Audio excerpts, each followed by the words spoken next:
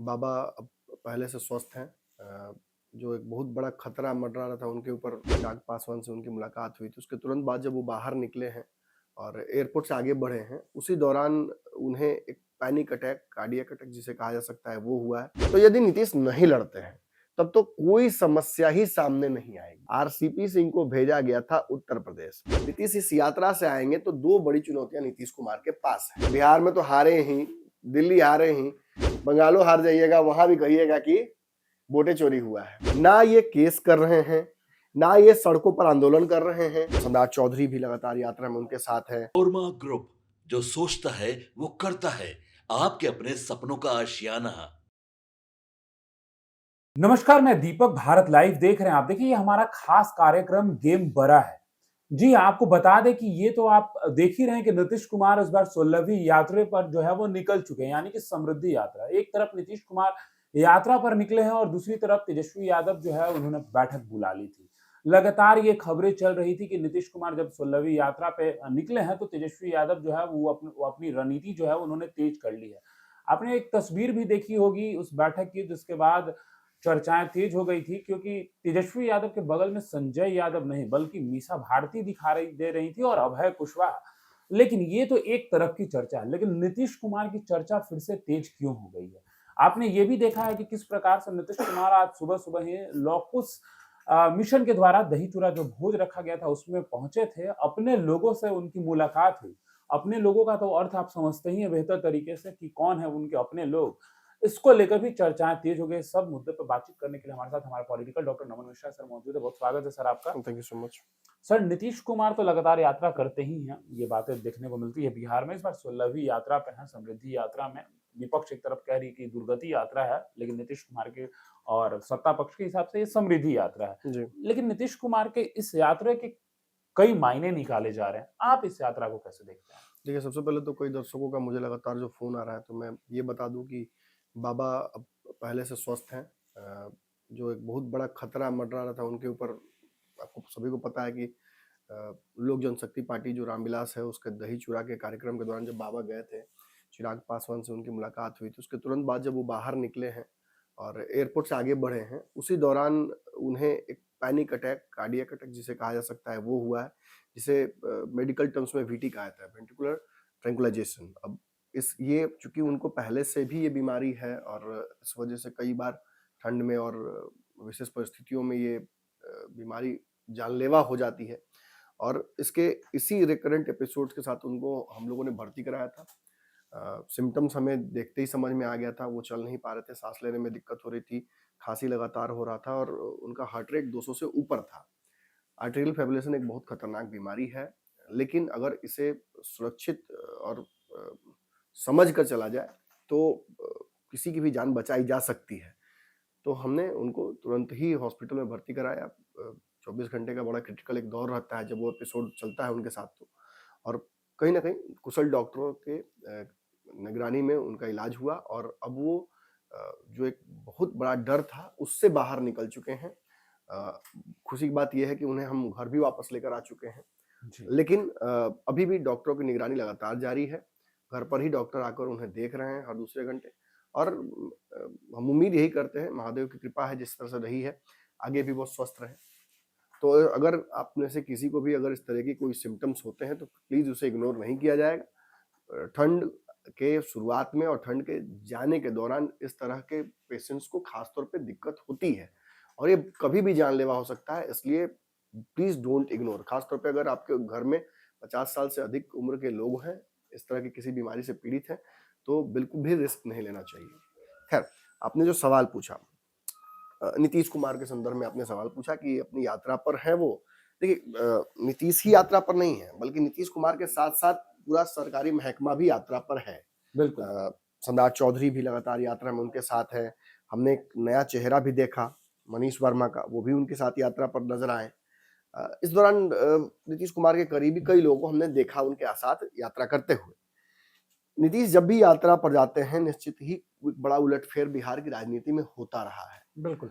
इस बार की समृद्धि जो यात्रा है, ये बिहार के समृद्ध जो गौरव रहा है उसको, एनडीए के समृद्ध मैंडेट को कहीं न कहीं एक तरीके से जनता के पास जाकर नीतीश कुमार धन्यवाद देकर जो होता है ना कि एक तरीके से कि भाई आपने हमारे लिए इतना कुछ किया, अब हम बिहार की जो पुराना समृद्धि रहा है उसको और आगे बढ़ाएंगे।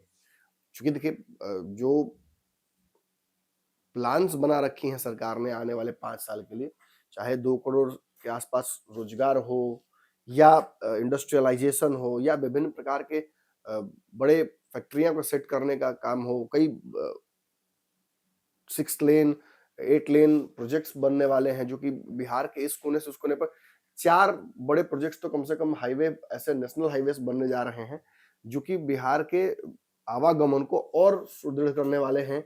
बिहार के किसी कोने में जाना अब मतलब एक दौर था कि 12 घंटा 13 घंटा तक लगता था, आज है कि 4-5 घंटे में आप बिहार के किसी कोने से किसी कोने तक जा सकते हैं। बिल्कुल ये और सुगम हो जाएगा क्योंकि अभी भी 200 किलोमीटर का जो एक रेडियस बिहार का माना जाता है उसे पार करने में 4 घंटा 5 घंटा से ऊपर समय लग जाता है कई जगहों पर। तो ये और घटते घटते घंटे 2 घंटे का हो जाए, ये प्रयास किया जा रहा है और इससे बड़े बड़े जो इंडस्ट्रीज हैं, खासतौर पर देखिए आप बिहार में कई संभावनाएं इसलिए भी नहीं होती हैं, लोग कहते हैं कि सड़क से विकास नहीं होता है। मैंने सुना था विपक्ष के कई नेताओं का भी बयान, मुझे बड़ा अजीब लगता है। जैसे ब्रेड है, दूध है, अंडा है, इस तरह के जो नॉन वेरी फीजिबल जो प्रोडक्ट्स होते हैं जो कि जल्दी खराब हो सकते हैं, इनके लिए सड़कों का एक बड़ा तंत्र जाल बिछाए रखना जरूरी है और आपके पास स्पीड लेन होनी चाहिए। तभी अब जैसे कि दूध तो खराब हो जाएगा 24 घंटे में, तो पहुंचना जरूरी है ना इस कोने से उस कोने तक। इंडस्ट्रीज काम कैसे करेंगी?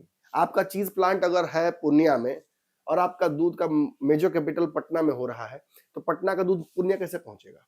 बेहतर रोड रहे तब नेटवर्किंग रहे और अलग अलग लेन्स हो, आम नागरिकों के लिए अलग व्यवस्था हो, स्पीड जोन्स अलग हो, बड़ी गाड़ियों के लिए अलग व्यवस्था हो। तो खैर ज्यादा डिटेल में नहीं जाना, लेकिन ये सारे कार्य जो एनडीए की सरकार ने एक तरीके से प्रॉमिस किया है अपने जो उनका चुनावी मैनिफेस्टो है उसमें या चुनावी मंचों से उन्होंने प्रॉमिस किया है, इस पर कहीं ना कहीं अब काम करने का समय आ गया है। और विपक्ष चूंकि देखिए अभी तक तो तेजस्वी यादव ने कुछ बोला ही नहीं है, अभी भी वो उसी हैंगओवर में है कि वोट चोरी हुआ है। अब नया मिल गया, बीएमसी इलेक्शंस में क्लीन स्वीप हो गया है, वहां भी हवा पानी लोग बना रहा था, वहां भी औंधे मुंह गिरे हैं। तब वहां भी राहुल गांधी का पहला बयान यही आया है कि वोट चोरी करके जीता गया है। बिल्कुल अब मतलब इंटरनेशनल मीडिया भी मजाक बना रही है विपक्ष का बिहार देश के, और देश की मीडिया तो उब चुकी है इस नैरेटिव से। ना ये केस कर रहे हैं, ना ये सड़कों पर आंदोलन कर रहे हैं, ना ये चुनाव लड़ने से अपने आप को रोक रहे हैं, सब कर रहे हैं और ना एविडेंस, हाँ ना एविडेंस दे रहे हैं, ना बस केवल और केवल बतौलेबाजी, केवल और केवल बयानबाजी। और उस बयानबाजी से कुछ हद तक तो मतलब ये देश की डेमोक्रेसी को ही अपमानित करने की कोशिश कर रहे थे। लेकिन अब सब समझ चुके हैं, खास तौर पे अब तो मैंने देखा कि कुछ लोग तो जो इनकी भाषा बोलते थे, कुछ तथाकथित पत्रकार, अब वो भी कहने लगे हैं कि यार रोज एक ही बात आप लोग कहते हैं। कल तो मैंने देखा कांग्रेस के एक प्रवक्ता गए थे बोलने, तो एक उन्हीं की तरफ वाले माने जाने वाले एक पत्रकार ने रोक दिया, कहा रहने दीजिए, बिहार में तो हारे ही, दिल्ली हारे ही, बंगालो हार जाइएगा, वहां भी कहिएगा कि वोटें चोरी हुआ है। बिल्कुल आप में खुद काबिलियत नहीं है। खैर इन लोगों का हौसला कमजोर करने की मेरी इच्छा नहीं रही, लेकिन चलो अब तो जो है सो है। तो नीतीश कुमार इस यात्रा पर है, बिहार का पूरा जो का सरकारी तंत्र इस यात्रा पर है। नीतीश इस यात्रा से आएंगे तो 2 बड़ी चुनौतियां नीतीश कुमार के पास है। कौन कौन सी चुनौतियां हैं? देखिए सबसे बड़ी चुनौती नीतीश कुमार के पास जो ये है कि अब तक जदयू जो बंगाल चुनाव में या बंगाल में बहुत इंटरेस्ट नहीं लेता था, क्या इस बार भी बंगाल चुनाव नीतीश कुमार नहीं लड़ेंगे? क्योंकि जहां तक मुझे जानकारी मिली है, नीतीश कुमार को बीजेपी बंगाल में यूज करना चाहती है। नीतीश कुमार के 1-2 कार्यक्रम सेट करके बंगाल में, खासतौर पे बिहारी जो जनमत है उसको अपने पाले में करने की तैयारी की जा रही है। अब दूसरी बात, इससे भी बड़ा सवाल है कि मार्च और अप्रैल के बीच में तो बंगाल का चुनाव होगा, लेकिन उससे मजेदार बात है कि फरवरी से मार्च के बीच अगले साल उत्तर प्रदेश का चुनाव है। जी। एग्जैक्टली 1 साल है। अगर अभी से उसकी तैयारी नहीं शुरू की जाएगी तो पिछली बार आपको याद होगा, पिछले उत्तर प्रदेश के चुनाव के दौरान एक बड़ा मजेदार किस्सा हुआ था, दर्शकों को शायद याद हो। आरसीपी सिंह उस समय राज्यसभा में थे, केंद्रीय मंत्री थे। आरसीपी सिंह को भेजा गया था उत्तर प्रदेश। ललन सिंह ने कहा कि हाँ हाँ आरसीपी जी से बात हो गई है, वही डील करेंगे भाजपा के साथ और हमें वही सीटें दिलाएंगे। आरसीपी सिंह का नेगोशिएशन स्किल्स भगवान जाने क्या था। आरसीपी सिंह नहीं ले पाए एक भी सीट। बंद कमरे में उत्तर प्रदेश में इनकी मुलाकात हुई ललन सिंह से। ललन सिंह आए और बाहर निकलते उन्होंने कह दिया कि ललन सिंह आरसीपी सिंह ही अब सब डील करेंगे, हमारे आपके बीच में ये बात नहीं होगी, अब नीतीश कुमार को वही रिपोर्ट करेंगे। नीतीश कुमार उत्तर प्रदेश चुनाव लड़ना चाहते थे, ये सच्चाई है। अनुप्रिया पटेल वहां पहले से है, तो बहुत संभावनाएं वहां नहीं थी। इसी चक्कर में आपको याद होगा कि पहले वीआईपी पार्टी जो थी वो एनडीए से अलग हुई, उसके सारे विधायक टूटे और बीजेपी में चले गए। वो भी गए थे तो निषाद की पार्टी वहां पहले से थी, तो वहां मुकेश सहनी को भी जगह नहीं मिला, भाजपा ने उनको नहीं दी एक भी सीट। अब वहां पे वो पूरा हवा पानी बना, उस चक्कर में अपनी राजनीति चौपट कर लिए बिहार में। मतलब आधी छोड़ पूरी को भागे, पूरी पूरी ना आधी पावे, वही वाला हाल हो गया उनका। नीतीश कुमार वीआईपी से तो थोड़ा सा सबक लेके चुप रह गए उस समय तक, लेकिन इसका पूरा सजा उन्होंने आरसीपी सिंह को दिया। आरसीपी सिंह को ना दोबारा राज्यसभा भेजा गया, ना इस लायक छोड़ा गया कि उनको भाजपा फिर मंत्री बना पाए, और वही हुआ। उनको मंत्री पद से तो उनको छुट्टी उनकी हुई ही, इस्तीफा दिया उन्होंने, राज्यसभा भी नहीं जा पाए। और अंततः उत्तर प्रदेश चुनाव जो है वो एक ऐसा चुनाव हुआ जिसकी वजह से ही रिश्ता नीतीश और भाजपा का टूट की ओर बढ़ गया। आरसीपी सिंह और उत्तर प्रदेश चुनाव, इन दोनों का दंश नीतीश कुमार के मन में था। अब नीतीश कुमार क्या पहले से बदल गए हैं? क्योंकि गृह विभाग भी पहले का विद्यता नहीं था किसी को, पहले कम सीटें भी भाजपा से नहीं ली थी या बराबर, हमेशा ज्यादा रखते थे। क्या नीतीश कुमार, बदले हुए नीतीश कुमार जो हैं, ये इस सारे मोह माया की वजह से उत्तर प्रदेश चुनाव भूल जाएंगे? हो सकता है भूल जाए। देखिए दो सिनेरियोस है, दोनों पे मैं चर्चा कर लेता हूँ। हो सकता है भूल जाए, हो सकता है कि चलो ठीक है यार बहुत हुआ, आप कितना उत्तर प्रदेश करेंगे, फिर बर्बाद हो जाएंगे उत्तर प्रदेश में, फिर रिश्ता खराब होगा, क्या फायदा। और वहां पे तो पहले से ही हम इंडिया गठबंधन में, वहां पे पहले से पार्टी उनकी है, तो कोई इशू नहीं है। तो क्या किया जाए? तो यदि नीतीश नहीं लड़ते हैं तब तो कोई समस्या ही सामने नहीं आएगी। लेकिन यदि नीतीश कुमार कहते हैं कि हम लड़ेंगे, जिसके प्रबल चांसेस मुझे लग रहे हैं, नीतीश कहे ना कहे, मुझे लगता है कि उनके आसपास के 2-3 लोग, अब मैं नाम नहीं बताऊंगा कौन कौन से लोग हैं, 2-3 ये मैं बता रहा हूं, नहीं ये मैं नहीं बताऊंगा, माफ कीजिएगा, ये मैं नहीं बताऊंगा कौन 2-3 लोग? हाँ, जो भी 2-3 लोग हैं, ये नीतीश कुमार को उत्तर प्रदेश में चुनाव लड़ाने की कोशिश करेंगे। बिल्कुल।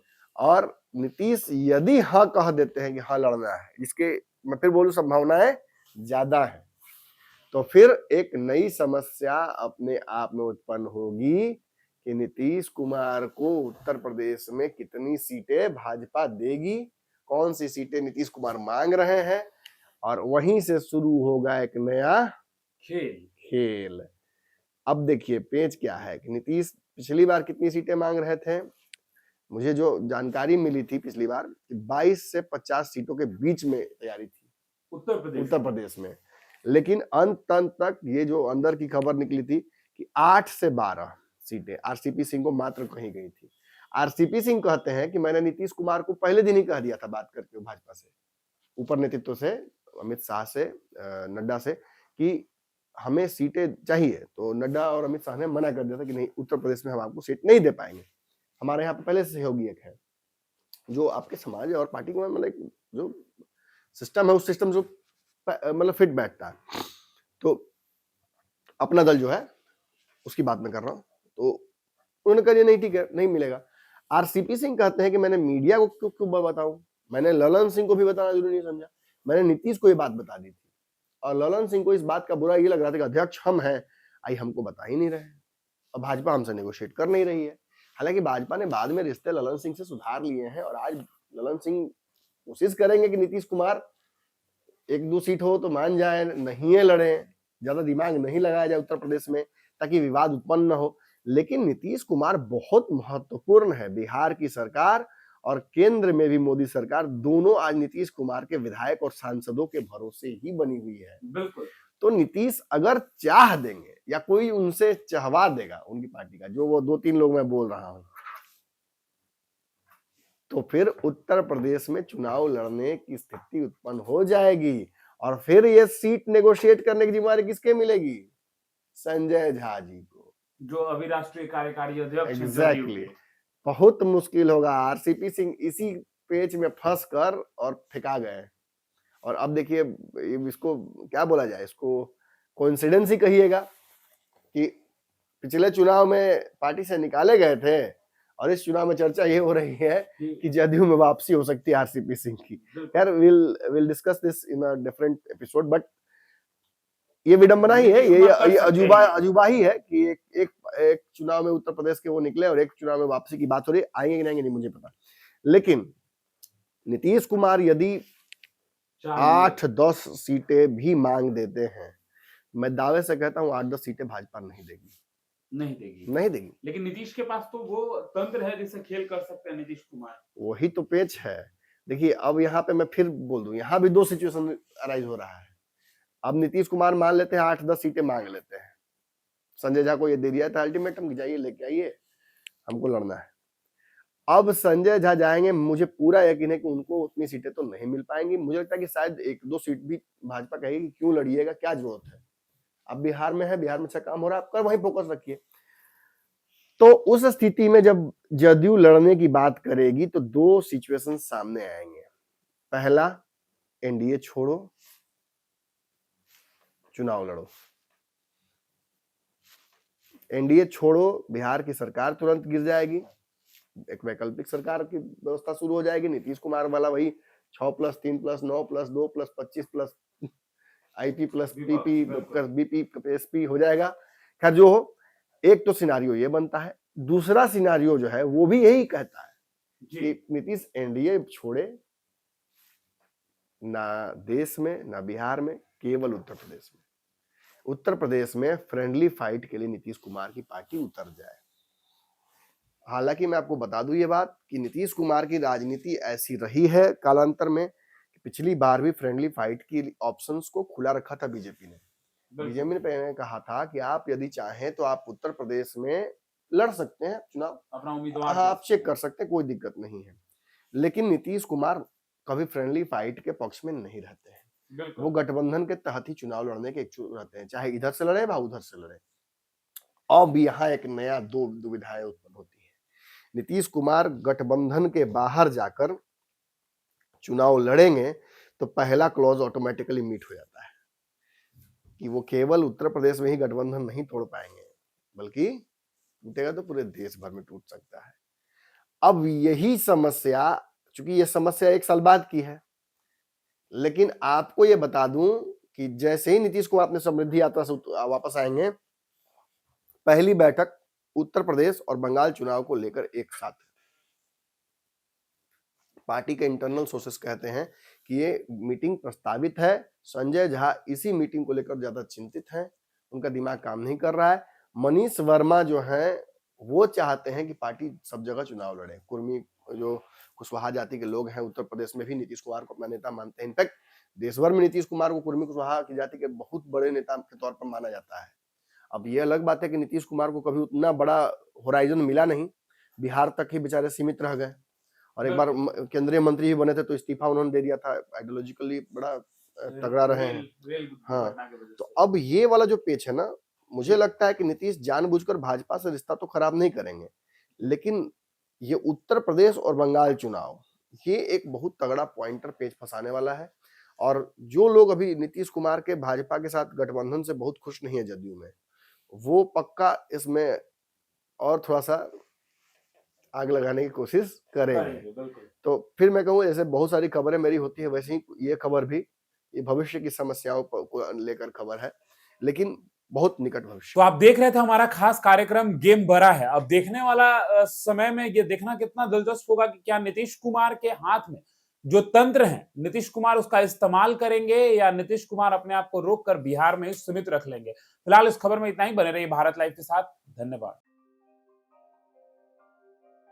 आपके सपनों को हमने सजाया है, ई होम्स पैनोरमा को हमने बनाया है। ई होम्स मेरा एक सपना था जिस पे मैं पिछले 4 साल से काम कर रहा था।